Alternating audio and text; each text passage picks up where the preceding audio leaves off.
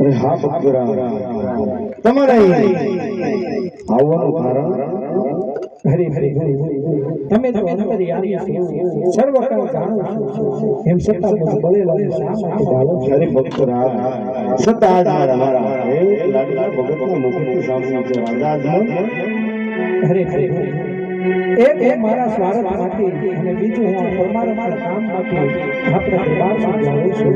અરે રાજા શું તમારો સ્વાર્થ શું તમારો પરમાત્મા મને સમજાવો તમે. હરે હરે હું પાપે પેટે વાગ્યો છું મારે શેર માટીની ખોટ છે. હા મારો સ્વાર્થ છે. અરે હા ભક્તરા હું તમને એક ચીજ વસ્તુ આપું છું જેને તમે પારણ્યમાં પધરાવી લેનારી વિના સંકોચે નવનો માસ સેવા પૂજા કરજો રાજા આજમલ. હું કહું તમે સાંભળો.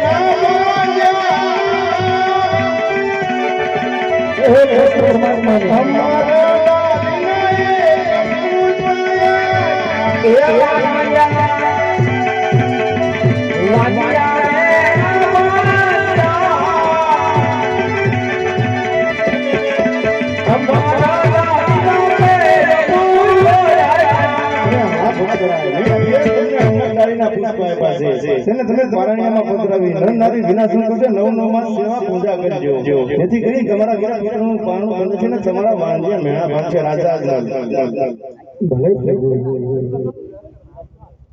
અરે હા તો મારા સ્વાર્થનું કામ કરું પણ મારા પરમાત્માનું કામ અરે ભક્તરા ભક્ત માટે હું સદાજ માટે આધીન છું. ભક્તનું સ્થાન તો મારા હૃદયમાં છે. શું તમારું પરમાત્માનું કાર્ય છે મને કહો. અરે કહેવાય કે 100 રૂપિયા કોઈ મૂડી વાળા કહેવાય અને એક દીકરા વાળા કહેવાય.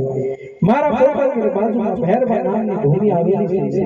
ત્યાં ભેરબા નામનો રાક્ષસ 12 ગાઉ સુધી પશુ પક્ષી કે મનુષ્ય કઈ રહેવા દેતો નથી. તો મારી એવી ઈચ્છા છે કે તમે પોતે મારા ઘેર જન્મ ધારણ કરો, ભેરબા દત્તનો સહાર કરો, પૃથ્વી ઉપરનો ભાર ઉતારો.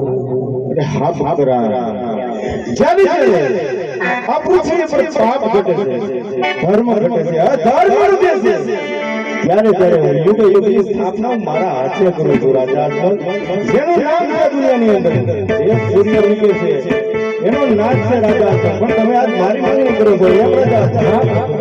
તો સાંભળો રાજા, જ્યારે હું પોતાની અંદર અવતાર ધારણ કરું જ્યારે મારે સમાધિ લેવાનો સમય આવે ત્યારે રાજા તમારે મને હસ્તા સમાધિ લેવા દેવી પડશે. મસલ આપો મને.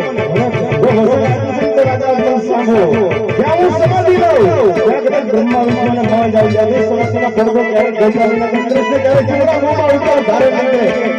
હું કહું ને મને સાંભળો. હવે બોલું.